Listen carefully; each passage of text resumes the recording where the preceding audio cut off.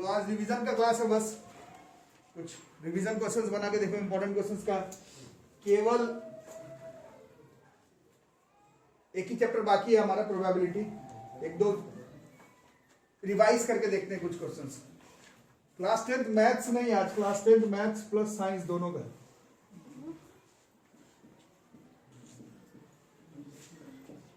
ठीक है, पहला question, obtain all zeros of the polynomial 2x cube minus 4x minus x square plus 2 if 2 of it zeros are √2 and minus √2। कितना बता रहे हो? 1/2। अच्छा देखते हैं, सही है। अच्छा कैसे फॉर्मूला लगा दिए? कौन सा? अच्छा हाँ, बहुत अच्छा, लॉन्ग डिवीजन। अरे कमाल कर। ठीक है, तो बहुत लोग को याद, देखो पहला चैप्टर है तो ये याद है, दो जीरोस दिया हुआ है, √2 एंड माइनस √2। तो बाई कौन सा थ्योरम था 9th क्लास का? ये by factor theorem. Factor theorem से फैक्टर मालूम चल जाएगा। कौन कौन सा फैक्टर हो जाएगा इसका? अगर √2 0 है तो एक फैक्टर हो जाएगा x माइनस √2। अगर माइनस √2 0 है तो एक फैक्टर हो जाएगा x प्लस √2। और अगर 3 भी फैक्टर है और 5 भी फैक्टर है तो 3 और 5 को मल्टीप्लाई करेंगे तो वो भी फैक्टर होगा। दोनों को मल्टीप्लाई कर देना है भाई, a minus b plus b तो कितना हो जाएगा? x स्क्वायर माइनस 2, ये भी फैक्टर हो जाएगा। Is a factor of polynomial fx, अगर ये fx है तो, और फैक्टर है तो इससे इसको क्या कर सकते हैं हम लोग? डिवाइड। और डिवाइड करना आप लोगों को सिखाएगा। जो लोग ये सब नहीं सीखे, आप लोग दिक्कत में, तो पहले चैप्टर का क्वेश्चन है। This is 2x cube minus x square वाले को पहले लिखा जाए, नहीं minus x square minus 4x plus 2। बताओ लॉन्ग डिवीजन कितने बार में? 2x क्यूब माइनस 4x, हाँ माइनस 4x, ये माइनस ये प्लस, कितना हो जाए? Minus x square plus 2। ये कितने बार में गया? Minus, this is minus x square plus 2 और इसका रिमाइंडर 0। और 7th क्लास में सिखाया गया किसी चीज से डिवाइड कर रहे हैं और रिमाइंडर 0 आने का मतलब है ये तो इसका फैक्टर है ही, जिस चीज से डिवाइड कर रहे हैं वो भी फैक्टर होगा। तो 2x माइनस 1 भी फैक्टर होगा पोलिनोमियल fx का।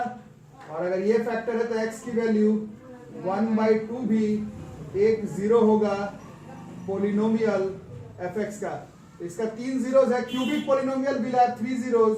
3 जीरोस में एक तो √2 दिया हुआ था, एक माइनस √2 भी दिया हुआ था, और हमने निकाला 1/2। ये तीनों जो है ये जीरोस है इस फलाना पोलिनोमियल का। जल्दी से बना लो।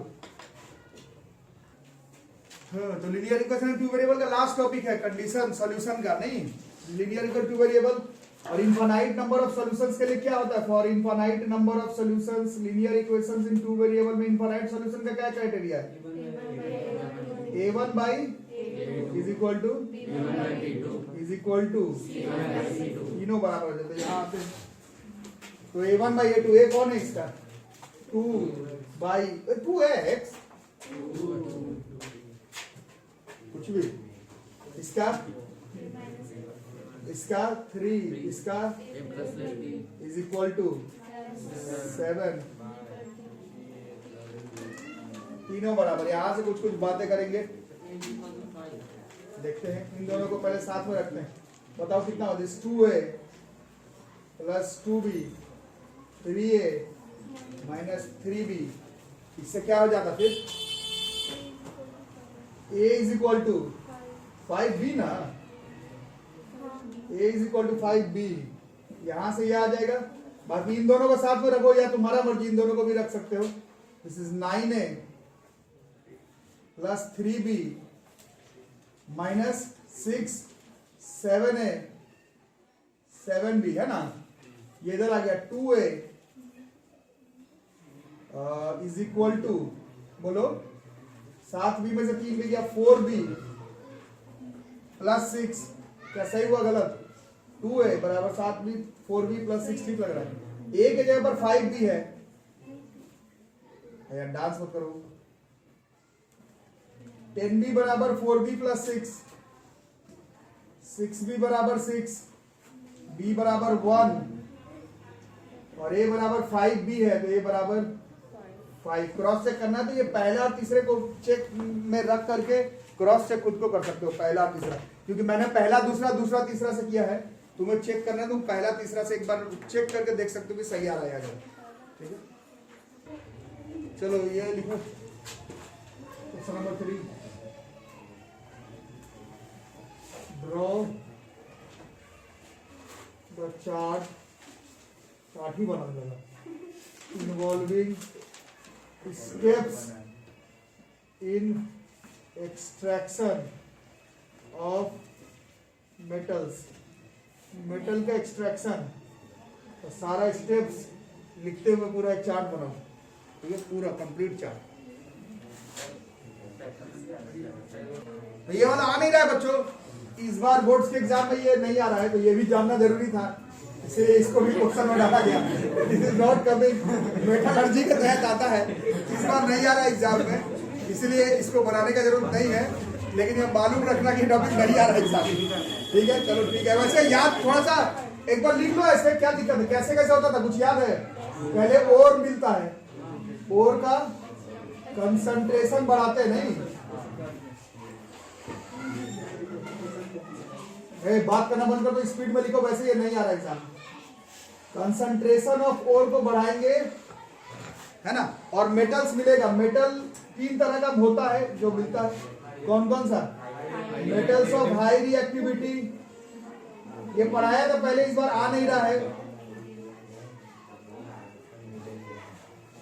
हाई रिएक्टिविटी और मेटल्स ऑफ मॉडरेट रिएक्टिविटी। थोड़ा बात बंद करो यार, पागल हो क्या तुम लोग, बात कर रहा है बैठ के। और मेटल्स ऑफ लो या फिर लीस्ट रिएक्टिविटी, है ना। जो हाईली रिएक्टिव मेटल्स होता है वो अपने मोल्टेन ओर के फॉर्म में ही अर्थ के क्रस्ट पे मिलता है, नहीं, मोल्टेन ओर्स के फॉर्म में। और जब मोल्टेन ओर्स के फॉर्म में मिलता है तो इसमें क्या करना पड़ता है हमें? केवल इलेक्ट्रोलाइसिस करेंगे तो वो मेटल्स बाहर निकल जाता है। बाकी प्योर करना है, प्यूरिफिकेशन ऑफ मेटल्स करना है, अगर प्योर फॉर्म में नहीं है तो उसको प्यूरिफिकेशन ऑफ मेटल्स करते हैं हम लोग, ठीक है। उसके बाद मॉडरेट वाला रिएक्टिविटी जो होता है वो मोल्टेन फॉर्म में मिलता नहीं है, ये 2 फॉर्म में मिलता है। कौन कौन से फॉर्म में? कार्बोनेट और जनरली वाली बात है, और सल्फाइड और। ये क्लास में पढ़ाया था मैं, सी से सी याद होगा, है ना। इसको क्या इसको करते थे कैल्सिनेशन, और इसको करते थे हम लोग रोस्टिंग। दोनों प्रोसेस से ही हम लोग इस ओर को कार्बोनेट और सल्फाइड से हटा करके उसका ऑक्साइड बना देते थे, नहीं। और एक बार मेटल का ऑक्साइड बन जाए तो उसका क्या करते थे? रिडक्शन। किसके मदद से? थोड़ा least reactive metal like carbon, है ना, reduction with generally least reactive metals like carbon. इसमें पढ़ाया गया था कि अगर हाईली रिएक्टिव मेटल के साथ कर देंगे तो रिडक्शन तो होगा, लेकिन इतना ज्यादा एनर्जी निकल जाता था हीट के फॉर्म में कि वो जो मेटल है खुद पिघल जाता है। ये पढ़ाया गया था। और इसमें बताया गया था कि जनरली ये हमारे लिए हानिकारक होता है, बट कई जगह पर इसका हम लोग फायदा भी उठाते हैं, है ना। उसी में थर्मिट रिएक्शन आप लोगों को समझाया गया था। खैर इस बार आ नहीं रहा एग्जाम में। रिडक्शन विद कार्बन करेंगे तो मेटल बाहर आ जाएगा, फिर उसका प्यूरिफिकेशन जो है वो हम लोग कर सकते हैं। और लो रिएक्टिविटी वाला मिलता ही किस फॉर्म में है? सल्फाइड के फॉर्म में ही मिलता ही है। तो जब सल्फाइड्स के फॉर्म में मिलता है तो इसमें क्या करना है? केवल रोस्टिंग। रोस्टिंग करते करते क्या मिल जाएगा इसमें? रोस्टिंग करते करते ही उसका मेटल जो है वो बाहर आ जाएगा। प्यूरिफिकेशन चाहो तो कर सकते हो, अगर पूरे फॉर्म में, प्योर फॉर्म में नहीं है तो। वैसे ये इस बार आ नहीं रहा है, मेटलर्जी के तहत आता है, इस बार नहीं आ रहा आपके एग्जाम में। ऐसे बहुत इंपॉर्टेंट टॉपिक था, इस बार नहीं आ रहा है, तो ये अलग से एग्जाम के समय तैयारी करने की जरूरत नहीं पड़ेगा। वैसे कॉपी में लिख करके रखो। तो इसको बनाया जाए लीनियर इक्वेशन इन 2 वेरिएबल्स का। 35/x + y + 14/x - y = 19, 14/x + y + 35/x - y = 37। इसको कैसे बनाते थे? हाँ, लेट क्या लेट बताओ? 1/x + y को क्या पुट कर दें, और 1/x - y को। क्वेश्चन क्या बन गया बताओ? 35u + 14v = 19, और फिर 14u प्लस 35V में बड़ा डिस्टर्बेंस 37। अब तरीका है इन दोनों को फिर से ऐड कर दिया जाए। 3 4 देखते हैं, 1 और 2 को फिर ऐड कर दो, कितना हो जाएगा ये 49U प्लस 49V बराबर 56 है ना। और माइनस करते हैं पहले, इसमें 49 मैनेज कर लेते हैं, इससे है वही u प्लस v बराबर कितना हो जाएगा 56/49। कितने बार में कट रहा है 8/7। इसको इक्वेशन नंबर ए मान के चलते हैं, दोनों इक्वेशन को माइनस कर देते हैं। अच्छा क्वेश्चन है, थोड़ा स्टेप्स ज्यादा इन्वॉल्व है। 21u माइनस 21v मुश्किल। 19 से 37 का कितना होता है -18 शायद, बहुत ज्यादा डिस्टर्बेंस। 21 मैनेज हो जाएगा, तो इससे हो जाएगा u माइनस v बराबर कितना हो गया -18/21। u माइनस v बराबर -6/7। अब क्या करें, दोनों इक्वेशन को फिर ऐड कर देते हैं, equation a plus equation b। इससे u प्लस u कितना हो जाएगा, दिस इज और u प्लस u 0 b में से b दिया तो ये 0 और 8/7 में 6/7 2/7। इससे u बराबर 1/7, तो u का वैल्यू आ गई। अब v कितना होगा ये बताओ, v बराबर हो रहा भैया 8/7 माइनस u, 8/7 माइनस 1/7 कितना हो गया 7/7 मतलब 1। तो u भी निकल गया, बट u भी निकालना ही नहीं था, मतलब u भी क्वेश्चन में नहीं था। u के जगह पर 1/x प्लस y, इसकी वैल्यू है 1/7 cross multiply x plus y बराबर 7। This is equation number C. और यहां से अगर मैनेज कर ले तो 1/x माइनस y बराबर v आ रहा है, v हमारा 1 आया था, इससे x माइनस y की वैल्यू थी 1। अब दोनों इक्वेशन को फिर से एक बार लगता है ऐड करना पड़ेगा। c प्लस d, बढ़िया सवाल है, x प्लस x 2x, 7 और 1 8, x की वैल्यू 4 और y की वैल्यू 3, x 4 y 3। बढ़िया क्वेश्चन है, लीनियर इक्वेशन इन 2 वेरिएबल का कई बार एलिमिनेट करते हुए इस क्वेश्चन को हम लोग ने बना लिया। Question number 4, draw the covalent bond structure of. इस बार सिलेबस में सिर्फ कार्बन कंपाउंड का है ना, तो एक कार्बन डाइऑक्साइड का बना दो, एक मीथेन का नहीं, इथीन का बना दो और एक एसिटिलीन का बना दो।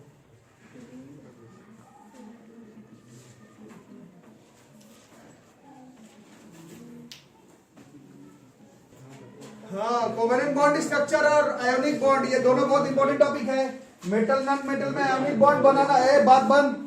मेटल नॉन मेटल में आयोनिक बॉन्ड बनाना और कार्बन एंड कंपाउंड में कोवेलेंट बॉन्ड बनाना एकदम कंपलसरी टॉपिक है। सब तरह के एग्जाम के लिए थोड़ा प्रैक्टिस कर लेना। और ऊपर से इस बार कार्बन एंड कंपाउंड में जैसे सिलेबस काटा है, 90% सिलेबस कट गया, जो बचा है उसमें कोवेलेंट बॉन्ड स्ट्रक्चर बनाने के लिए बहुत इंपॉर्टेंट टॉपिक है ना। तो पहले कार्बन डाइऑक्साइड का बनाते हैं, electron dot structure, covalent bond structure. CO2 है ना, कैसे बनाते थे, कार्बन के आउटर मोस्ट पे 4 इलेक्ट्रॉन है, 2 यहाँ छोड़ देंगे, 2 यहाँ, और ऑक्सीजन के आउटर मोस्ट पे 6 है, 1 2 3 4 5 6, और ऑक्सीजन के आउटर मोस्ट में 1 2 3 4 5 6। और covalent bond sharing of electron 6 है, 2 इसका लेगा तो इसका 8 हो गया, इसके पास 6 है, ये इसका 2 लेगा तो इसका 8 हो जाएगा, बाकी इसका 1 2 3 4 अपना है, 2 इसका और यार कौन है, और 2 इसका लेगा, this is C double bond हो, यही है covalent bond structure. CO2 carbon dioxide का है। इस बार जैसे सिलेबस कट किया है उस हिसाब से सिर्फ कार्बन एंड इट्स कंपाउंड का ही आने वाला है, तो ठीक से बनाना। इसके बाद वाला क्या, इथीन डबल बॉन्ड आ नहीं रहा है, बट बॉन्ड स्ट्रक्चर तो पढ़ना ही है थोड़ा बहुत। तो कैसे, कार्बन का 2 बॉन्ड है ना, और ऐसे डबल बॉन्ड है इथ है, मतलब ये स्ट्रक्चर बनाना है, इसका प्रैक्टिस होना चाहिए। कैसे बनाओगे? कार्बन का आउटर मोस्ट में कितना इलेक्ट्रॉन होता है? 4, 1 2 3 4 को इधर छोड़ देंगे। इस कार्बन का 1 2 3 4 को इधर छोड़ देंगे। हाइड्रोजन 1, हाइड्रोजन 1, यहाँ हाइड्रोजन 1, यहाँ हाइड्रोजन 1, इस 2 इलेक्ट्रॉन 2 2 2। कार्बन के पास 4 अपना था, 2 इससे लिया, 6 2 इससे लिया, 8 इससे लिया, इससे लिया, इससे लिया और इससे भी लिया। यहाँ डबल बॉन्ड, यहाँ सिंगल बॉन्ड, यहाँ सिंगल बॉन्ड, यहाँ सिंगल बॉन्ड, यहाँ सिंगल बॉन्ड। इथीन C2H4 का इलेक्ट्रॉन डॉट स्ट्रक्चर या फिर कोवेलेंट बॉन्ड स्ट्रक्चर इस तरह से पहले करवाया हुआ है, कॉपी में वीडियोस बनाया हुआ है। एक बार रिवाइज करते समय एक बार वीडियोस में से मिला लेना, सारा टॉपिक करवाया हुआ है। रिवीजन है, आपको मालूम नहीं क्या रिवीजन, इसलिए थोड़ा सा सब भूल रहे हो, बट घर पर प्रैक्टिस लगातार करते रहो। प्री बोर्ड तो हो चुका है स्कूल में, अब क्या ही बोलोगे कि ये चैप्टर अभी पढ़े, ये रिवाइज किए नहीं किए, ये सब तो हो जाना चाहिए था अभी तक। ठीक है, और इसके बाद एसिटिलीन। एसिटिलीन किसका कॉमन नेम है? मिथाइल।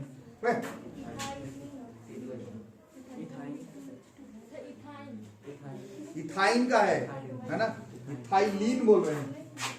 इथाइन है जो कि क्या होता है? C2H2 ट्रिपल बॉन्ड वाला है। तो कार्बन के आउटर मोस्ट में 3 नहीं, C2H2 है ना, तो 3 को यहाँ छोड़ देंगे, 1 को यहाँ, इसका 3 यहाँ छोड़ देंगे, 1 को यहाँ पर एक हाइड्रोजन, यहाँ पर एक हाइड्रोजन, इसका 2, इसका 2। कार्बन के पास क्या? ओ अच्छा अच्छा अच्छा अच्छा, सॉरी।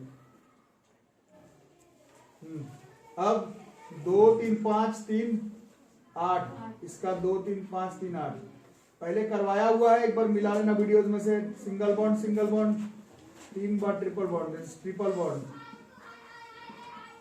वाह क्या बनाएगा। आई रुको आएगा। पॉज करो, लिखो करंट इलेक्ट्रिसिटी का क्वेश्चन, थोड़ा फेमस क्वेश्चन इस चैप्टर का। 4 ओम रेजिस्टेंस वायर, कई बार बताया हूं पहले भी, is doubled up by folding, fold करके डबल कर दिए। कैलकुलेट इट्स न्यू रेजिस्टेंस, 1 ओम होगा। सॉल्व करो, बताओ, कुछ याद करवाओ, क्या कॉन्सेप्ट इन्वॉल्व था बताओ। जो लोग कुछ भी नोट्स नहीं बनाए बच्चों, वीडियोस में जाओ, अपना सारा चैप्टर का नोट्स प्लेलिस्ट में जाकर के देखो, लिखो, बढ़िया से नोट्स बना लो। अभी बहुत टाइम है, नहीं बनाओगे खुद से उल्टा पुल्टा पढ़ोगे, टीचर उचर का क्या झूठ मूठ का PDF पढ़ोगे, फेल हो जाओगे बोर्ड्स में, फिर कोई जिम्मेदारी किसी का नहीं है। सारा प्लेलिस्ट में जाओ चैनल के, और सारा टॉपिक करवाया हुआ है, सारा क्वेश्चन करवाया हुआ है, सारा NCERT का प्रीवियस ईयर साइड बुक्स का सारा क्वेश्चन है। वीडियोस में से जाकर के नोट करो, सारा नोट करना है, 5-6 दिन लगाओ, फिर याद तो आराम से कर लोगे। अभी बहुत टाइम है, अभी है ही नहीं लिखा हुआ तो बहुत दिक्कत है। वन हमारा किस तरह से होगा थोड़ा सा याद करते हैं। 4 ओम रेजिस्टेंस वायर, तो तार के बारे में क्या सीखे हैं? तार का पहला कांस्टेंट प्रॉपर्टी होता है रेजिस्टेंस, बट रेजिस्टेंस लेंथ और एरिया के ऊपर डिपेंड करता है। मतलब अगर लेंथ एरिया में अगर छेड़छाड़ करेंगे तो तार का रेजिस्टेंस जो है वो चेंज हो जाएगा। क्या चेंज नहीं होगा? Is resistivity. और चैप्टर का समरी ये है कि टेम्परेचर अगर चेंज करें तो रेजिस्टिविटी भी चेंज हो जाएगा, जिसके बारे में 10th में बहुत कम बातें जाननी है। पूरा 12th का करंट इलेक्ट्रिसिटी यहीं से शुरू होता है कि टेम्परेचर पर रेजिस्टिविटी पर कैसे चेंज होगा। बट अभी हमें मालूम है कि एरिया वगैरह ऐसे फोल्ड फाल्ट कर रहे हैं तो रेजिस्टेंस जो तार का है वो चेंज हो जाएगा और रेजिस्टिविटी जो है वो फिक्स रह जाएगा। तो इसको निकालने का तरीका था, केस 1 मानते थे, इसमें तार का लेंथ को L मान लेंगे और एरिया को A, और इसमें रेजिस्टेंस का फॉर्मूला आपको बताया गया, रेजिस्टेंस बराबर होता है रेजिस्टिविटी L/A। यार दिया हुआ था 4 रेजिस्टिविटी L बाई ए, तो इससे रेजिस्टिविटी बराबर हो जाएगा 4 इंटू ए बाई एल, और ये रेजिस्टिविटी है।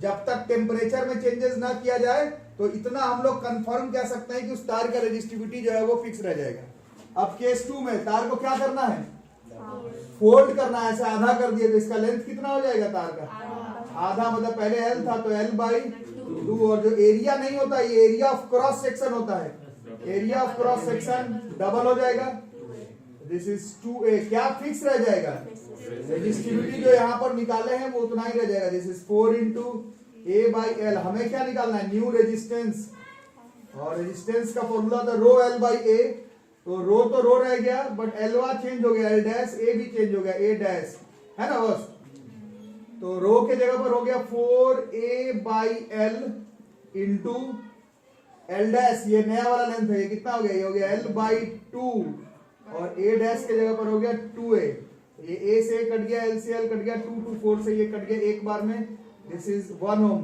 जो लोग वीडियो से नोट्स नहीं बनाए हैं कोई उपाय नहीं है, सर मैडम वाला पीडीएफ से पढ़े हो, 2-3 साल 10th में ही रुकना है, आराम से अपना पीडीएफ पढ़ते रहो।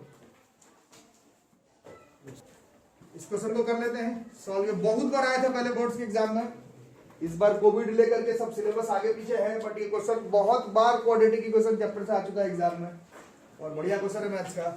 Solve 1 by a plus b plus x बराबर 1 by a plus 1 by b plus 1 by x, x 0 नहीं होना चाहिए, एक्स का वैल्यू माइनस है, माइनस भी नहीं होना चाहिए। इस क्वेश्चन को अप्रोच करने का, सॉल्व करने का एक जेन्युइन तरीका ये है, कुछ लोग कर ही लिए हैं कि इस एक्स को इधर कर दो, 1 by x 1 by a 1 by b, we will take the LCM, this is x and अंदर क्या आ जाएगा, a plus b plus x, ऊपर क्या हो जाएगा, x minus a minus b minus x, 1 by a plus 1 by b, x gets cancelled, minus common a plus b, और this is x, this is a plus b plus x, LCM is ab, ऊपर a plus b, ये दोनों cut जाता है।